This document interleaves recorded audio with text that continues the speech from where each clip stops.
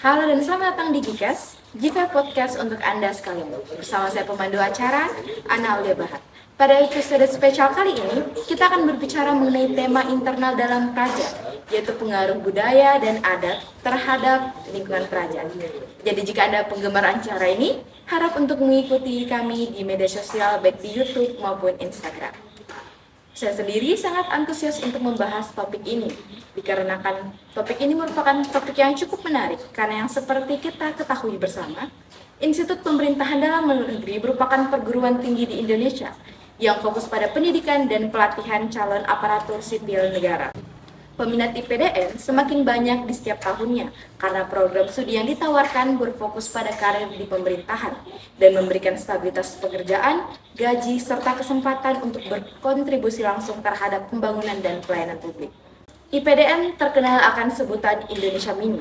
Hal ini dikarenakan setiap suku, mulai dari Aceh sampai Papua, semuanya ada berkumpul di IPDN. Sehingga dengan berbagai perbedaan adat dan budaya ini, tentunya akan memberikan tantangan tersendiri bagi para praja untuk mampu menyesuaikan dan mampu beradaptasi. Untuk itu, kita akan membahas mengenai bagaimana pengaruh perbedaan adat dan budaya dalam lingkungan praja IPDN.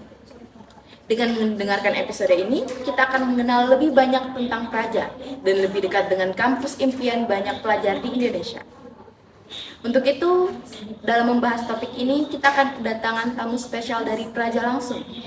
Baik, mungkin boleh kita mulai dari perkenalan dulu. Untuk kesempatan pertama, saya persilakan kepada Saudara Kaki. Silakan memperkenalkan diri. Terima kasih atas kesempatannya. Jadi, mau izin memperkenalkan diri, saya Fakih Septiar Syadi, seorang praja madya angkatan 33 asal pendaftaran Jawa Tengah. Baik, terima kasih atas kesempatannya bergabung bersama kami. Selanjutnya, perkenalan dari Saudari Karunisa, silakan memperkenalkan diri. Baik, terima kasih. Sebelumnya izin memperkenalkan diri, Praja Madya Putri, Karunisa Putri Haryadi, asal pendaftaran Provinsi Jambi, angkatan 33. Nah, sebelum kita beralih ke topik kita, mungkin boleh ya kita ngobrol-ngobrol santai dulu tentang bagaimana sih perjuangannya masuk IPDN, alasannya masuk IPDN.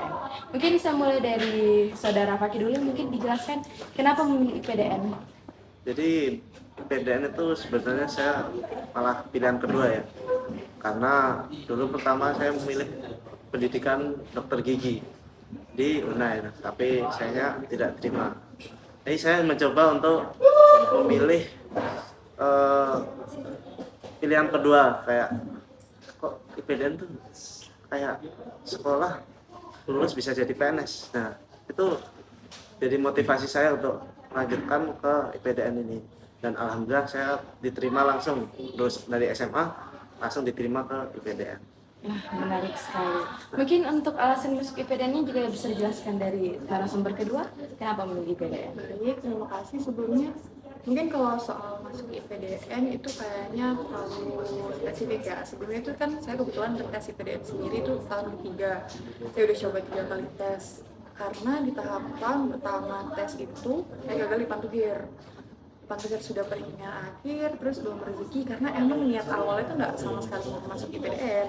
Basically bukan dari atletik yang suka lari, fisik, militer gitu-gitu kan. Kebetulan juga saya anak tunggal, yang dimana klaim orang anak tunggal itu pasti manja, pasti nggak bisa lah gitu-gitu. Terus dari lulus SMA itu saya coba tes SNMPTN, SBM, dan lain-lain. Ada beberapa fakultas yang universitas yang menerima, tapi kayak teman saya ini bilang udah coba tes IPDN. Kebetulan keluarga juga ada beberapa yang sebelum itu dari IPDN pernah juga, dan kayak militer rata-rata gitu kan. Jadi aku yang sendiri yang nggak mau buat mencoba militerku sendiri, tapi ketika dibilang coba aja dulu daripada nyesel, sekiranya udah aku coba karena nggak ada persiapan sama sekali. Itu fun fact aja, cinding waktu Pantugir itu pertama kali aku cinding seumur hidupku tuh pas Samapta. Jadi kayak nggak ada persiapan sama sekali kan, jadi wajar kalau misalnya nggak lolos. Dan kebetulan itu aku lulus buat memenuhi syarat itu kan poinnya 42, sedangkan poinku 41, jadi cuma kurang 1 poin buat lolos di tahun pertama. Waktu itu rasanya nggak sedih karena emang kita nggak ada persiapan apa-apa, jadi wajar kalau misalnya gagal. Terus untuk selanjutnya itu orang tua menyarankan buat ya udah coba aja tahun selanjutnya karena kayaknya ada nih basicnya gitu, karena ada pengalamannya di tahun pertama. sebelumnya mengisi kekosongan itu aku coba buat ketua UGM, terus tes beberapa universitas swasta lainnya gitu, baik di Pulau Jawa ataupun di Pulau Sumatera. Dan akhirnya aku tes di UMY, Universitas Muhammadiyah Yogyakarta. Itu aku ambil International Relationship atau hubungan internasional. Itu udah lulus, udah tinggal pembayaran dan yang lain. Tapi aku ragu nih, karena takutnya itu kan swasta gitu, dan untuk pembayaran fullnya itu kan itu akan berlanjut sampai tahun-tahun selanjutnya. Dan sedangkan aku untuk tahun selanjutnya itu masih mau tes lagi gitu. Jadi aku mikir kayak aku udah coba gap year aja tahun ini gitu. Dan orang tua kayak udah nyerahin sepenuhnya ke aku kan. Akhirnya di tahun kedua aku coba tes lagi dengan mengisi kekosongan di tahun pertama itu benar-benar nggak bimbel, kayak benar-benar latihan sendiri, belajar akademik dari YouTube, buku dan lain-lain. Fisik pun jogging road rutin sama teman-teman, cuman kayak gitu-gitu aja. Sampai kira pas di tahun kedua itu udah persiapan banget kan, udah tes administrasi di awal. Temanku nanya, ini masalah administrasi udah pas nggak? Gitu. Terus aku kayak udah, administrasi cuma formalitas aja. Ternyata aku gugur di formalitas itu, yang katanya formalitas aku gugur di administrasi tahun kedua. Gimana itu kan kayak meremehkan gitu ya, kayak nggak mungkin lah gugur administrasi. Ternyata aku lupa scan ijazah, nilai di belakang itu lupa di scan, dan akhirnya buat aku nggak lolos. Itu nangisnya lebih sedih daripada rasa sakit pas gugur di Pandohir. Dan akhirnya ibuku bilang udah kuliah aja daripada ngarepin terus, daripada tes terus tapi tua di umur ibaratnya, di saat teman-teman udah kuliah dan lain-lain. Saya kira kuliah di Universitas Muhammadiyah Yogyakarta, di jurusan IP Course International Program of Communication, dimana itu aku daftarnya lewat jalur prestasi karena aku suka Inggris dan yang lain. Alhamdulillah orang tua mendukung. Ya selama itu juga kan masih COVID, jadi masih online daring, tapi aku ke Jogja, tetap aku mau ke Jogja gitu. Akhirnya ke Jogja tapi balik-balik Jambi dengan ya latihan latihan fisik di sana. Dan alhamdulillah itu akhirnya berlulus. Aduh, luar biasa sih menurut saya perjuangannya untuk memperjuangkan IPDN ya. Jadi kita punya tamu di sini yang daftar sekali dan ternyata ada juga yang daftar 3 kali. Baik, mungkin selanjutnya kita bisa membahas mengenai program studi yang ada di Institut Pemerintahan Negeri. Mungkin untuk kesempatan pertama boleh Saudara Fakih untuk membahas bagaimana sih program studi yang ada di IPDN secara garis besarnya. Jadi di IPD itu ada 10 program studi sama 3 fakultas. Jadi kalau fakultasnya itu terbagi atas 3, Fakultas Politik Pemerintahan, Fakultas Manajemen Pemerintahan, sama Perlindungan Masyarakat. Nah, mungkin program studi itu di fakultas, kalau saya kan di Fakultas Manajemen Pemerintahan. Jadi di situ ada 4 program studi, yaitu yang pertama Administrasi Pemerintahan Daerah, terus Manajemen Sumber Daya Manusia, Keuangan Publik, sama Teknologi Rekayasa Informasi Pemerintah. Dan saya sama Nisa ini juga satu program studi juga, Teknologi Rekayasa Informasi. Tapi kalau dalam pemilihan program studi sendiri, apakah itu dipilihkan dari PDN atau kita bisa memilih program studi sendiri? Jadi kalau pemilihan program studi itu pertama kita bisa memilih program studi sendiri berdasarkan urutan-urutan yang kita ingin. Tapi itu dari bagian akademik itu akan mengalokasikan pelajar-pelajar itu agar tetap proporsional terhadap dari asal pendaftaran, terus dari kemampuan atau apa jenis kelamin, gender dan lain-lain itu. Jadi makanya dulu saya sempat pilihan pertama itu di administrasi pemerintah daerah. Tapi pilihan kedua saya di teknologi rekayasa informasi pemerintahan. Dan saya akhirnya ya diterima di teknologi rekayasa informasi pemerintahan karena kuota yang dialokasikan di administrasi pemerintahan daerah itu sudah full. Oh, seperti jadi cukup panjang juga ya ternyata untuk program studi sendiri. Mungkin karena sama program studi, mungkin Saudari Nisa boleh menjelaskan tentang program studi yang sekarang dijalani sekarang itu seperti apa, belajarnya tentang apa aja? Kalau tentang TRIP sendiri atau teknologi rekayasa informasi pemerintahan itu prodi baru, mulai dari angkatan 29 itu baru ada prodi TRIP. Jadi masih ibaratnya masih anak seumur jagung lah gitu, masih baru banget.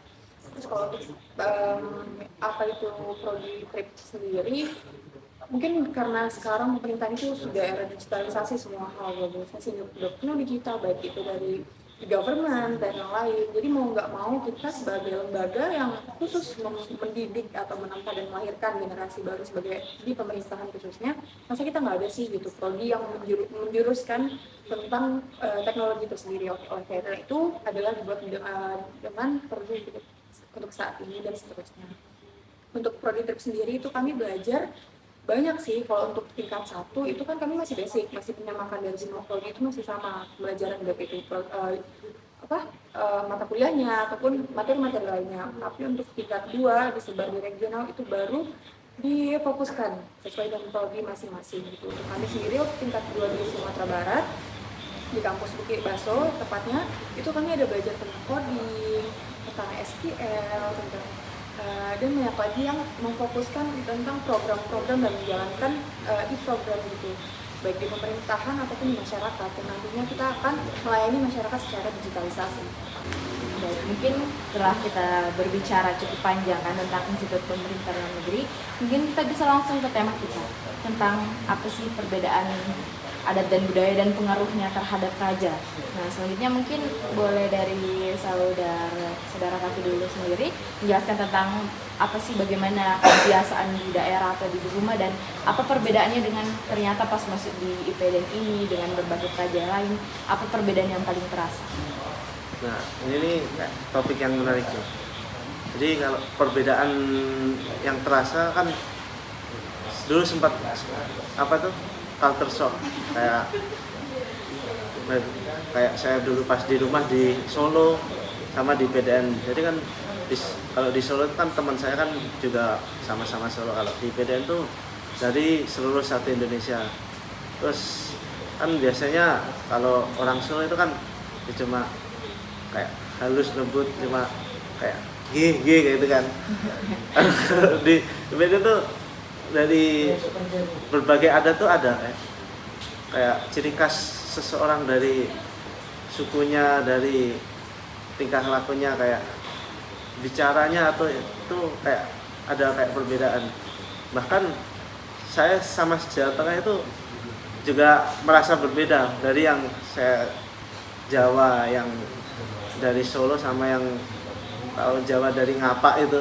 Nah, itu sangat logat-logatnya berbeda, apalagi yang seluruh di Indonesia. Nah, itu keberagaman yang sangat bagus itu. Pernah nggak ada miskomunikasi, Mas? Sering. Biasanya Parahnya dulu itu karena sering. apa? Paling seringnya kenapa? Kadang kan biasanya kalau orang Solo kan bicaranya pelan-pelan. Nah, ketemu sama orang dari Maluku, dari NTT itu kan bicaranya cepat. Nah, kadang saya kadang nggak ketangkep lah gitu. Tapi akhir-akhir ini saya juga membiasakan, udah paham kayak gini. Dan sama karakter masing-masing. Kadang kalau bicara sama orang Batak kan nadanya tinggi. Tapi aku udah paham kayak gitu. Baik, terima kasih. Mungkin boleh dari sisi dari Khairunisa sendiri, bagaimana sih kebiasaan daerah sendiri dan apa ternyata perbedaannya dengan kebiasaan Pelita lain? Untuk kebiasaan dari daerah sendiri kan saya basically dari Jambi, tapi ayah saya tuh dari Jawa Tengah. Jadi saya tuh nggak terlalu culture shock dengan orang-orang Jawa yang bicaranya lembut, tetapi saya juga campuran dari Jambi yang bicaranya juga keras, semaksel gitu kan. Tapi ya untuk menyesuaikannya paling kaget itu sama beberapa provinsi-provinsi yang kita jarang interaksi sebelumnya. Kayak dulu kan aku kuliah di Jawa, terus aku dengan culture di Jawa itu udah paham, ibaratnya sedikit paham lah gitu, belum paham total tapi tetap paham dan mengetahui bagaimana ciri khas orang di sana. Dan juga dari Pulau Sumatera, dari Sumatera, tinggal di Sumatera pasti tahu. Tapi untuk bagian pulau-pulau Kalimantan, Sulawesi, Timur Papua itu kan kita nggak setiap saat buat interaksi sebelum masuk IPDN kan sama orang tersebut. Jadi ketika di sini tuh kayak lebih wah gitu, unik gitu loh, kayak kita tuh ternyata seunik itu ya gitu, dari beragam dari Sabang sampai Merauke itu tuh pasti ketika disatukan gitu di satu lembaga yang mau nggak mau kita harus menyesuaikan gitu, itu untuk bisa menyesuaikan dan dengan keadaan dan dengan berbagai watak, sifat kebiasaan yang harus disatukan gitu. Dan juga fun fact-nya itu ya, di IPDN kita tuh kalau misalnya baru masuk tinggal di satu barak atau wisma, itu kita nggak digabung sama kontingen kita atau asal pendaftaran kita, tapi kita dicampur atau disatukan itu dengan dari berbagai provinsi yang ada. Jadi kita mau nggak mau tuh harus berinteraksi dan kenal. Kita juga nggak bisa milih nih, kita mau sekamar sama siapa, kita mau satu petak atau satu barak sama siapa, dan itu diacak oleh lembaga. Jadi mau nggak mau emang kita bisa dan terbiasa dan bisa untuk mengerti dan memahami budaya orang lain. Kalau biasa problem atau masalah yang muncul seperti apa biasa di Putri sendiri? Di Putri sendiri banyak sih spesifiknya, mungkin di omongan seperti itulah ya Putri itu sendiri. Tapi karena itulah tadi ya, penyaringan untuk masuk IPDN itu pasti orang-orang berintelektual dan pasti orang-orang yang memiliki wawasan dan sifat dan sikap yang pastinya, karena dituntut mau tidak mau dituntut untuk bisa dan mampu selama di IPDN. Jadi walaupun dia berasal dari background atau latar belakang budaya yang keras, budaya yang egois, budaya ini paling bagus atau apapun itu, tetapi ketika kita disatukan di IPDN dan sudah berjalan beberapa lama setelah kita disatukan dan ya belajar buat bisa berkomunikasi dengan baik, itu kita tuh rata-rata udah bisa menurunkan ego sedikit demi sedikit. Dalam artian kita menerapkan ilmu ataupun polaisis tentang hierarki, yang dimana yang berbicara yang lebih banyak atau yang berwenang lebih untuk berbicara itu kan orang yang memiliki jabatan tanggung jawab ataupun pangkat yang lebih tinggi. Oleh karena itu kita nggak bisa ngasal nih, mentang-mentang aku dari timur aku paling banyak bicara dong, mentang-mentang aku dari Pulau Sumatera aku paling berkuasa dong, enggak. Tapi kita punya tingkatan hierarki yang dimana misalnya contoh di suatu wisma ini kita nggak bisa ini di kamar ini orang Sumut ya yang bicara banyak, di kamar ini orang Papua ya, atau di kamar ini orang Jatim ya gitu, enggak. Tapi di mana kepala atau ketua wisma yang memiliki putusan hierarki untuk memutuskan sesuatu hal yang ada baik permasalahan ataupun kebijakan yang ada di wisma. Itu kan mengajarkan kita bagaimana budaya itu kan nggak harus diprioritaskan dalam hal apapun di sini gitu. Dalam artian kita semua memiliki budaya yang sama kok, tetapi tergantung hierarki tadi gitu. Jadi kita lebih bisa menghargai dan bisa memaklumi bahwa budaya itu milik Indonesia, bukan beberapa provinsi saja. Secara personal, bagaimana menurut saudari itu cara menyelesaikan problem dari segala perbedaannya? Yang paling spesifik sih mungkin tentang mengetahui dan memahami tentang hierarki itu sendiri sih. Karena kalau kita tahu hierarki dan kita bisa memahami dan menghargai orang yang lebih mempunyai wewenang, itu kita mau berasal dari budaya apapun kita bisa mengerti dan bisa memahami bahwa kita bisa menghargai dia sebagai atasan, sebagai orang yang dipercaya atau orang yang lebih bertanggung jawab. Sedangkan dari budaya sendiri mungkin dalam artian kayak misalnya budaya Jawa ngomongnya lembut, budaya Jambi ataupun Sumatera yang ngomongnya keras gitu. Itu dalam cara menyelesaikannya mungkin ya kita sering berkomunikasi, sering bertukar pikiran kayak kalau kita sering berkomunikasi kan ternyata cara bicara dia gini ya gitu. Jadi kita bisa menyesuaikan ketika kita berbicara dengan budaya ini mungkin kita agak turunin ton intonasi suara sedikit gitu, atau ketika berbicara sama yang sedaerah ya udah biasa aja gitu. Jadi itu sih cara menyelesaikan mungkin lebih menyesuaikan dengan keadaan budaya masing-masing. Baik, terima kasih. Kalau dari saudara Fakih sendiri bagaimana penyelesaian problem dari perbedaan itu? Kalau penyelesaian problem sih lebih sering-sering berinteraksi aja, kayak sering ngobrol, terus mengerti satu sama lain aja. Itu yang paling penting. Baik, terima kasih. Mungkin sebagai akhir boleh diberikan motivasi untuk adik-adik yang mau masuk di IPDN. Untuk adik-adik yang mau masuk ke IPDN, punya semangat-semangat buat untuk ikut dalam seleksi penerimaan IPDN. Jadi perbanyaklah untuk berlatih baik di rumah atau di tempat manapun, entah mau ikut bimbel atau belajar sendiri, intinya semangat dan terus belajar, jangan sampai patah semangat di tengah jalan. Untuk adik-adik yang mau masuk IPDN atau bermimpi untuk berkuliah atau melanjutkan pendidikan di IPDN, belajar dari pengalaman yang pernah saya lakukan sehingga saya bisa memberikan motivasi, itu persiapkan diri semata mungkin. Karena mau kita punya power, mau kita punya kesempatan tapi tidak diiringi dengan kemampuan, itu sama saja dengan nihil. Sebelumnya kami mengucapkan terima kasih sebanyak-banyaknya atas kesediaan narasumber untuk datang pada episode kali ini.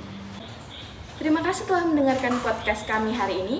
Kami berharap Anda menikmati konten yang kami sajikan dan mendapatkan wawasan baru tentang topik yang telah kami bahas. Dan sampai jumpa di episode berikutnya. Tetaplah terhubung bersama kami di GCast, GV Podcast untuk Anda sekalian. Semoga harimu menyenangkan. Bye-bye.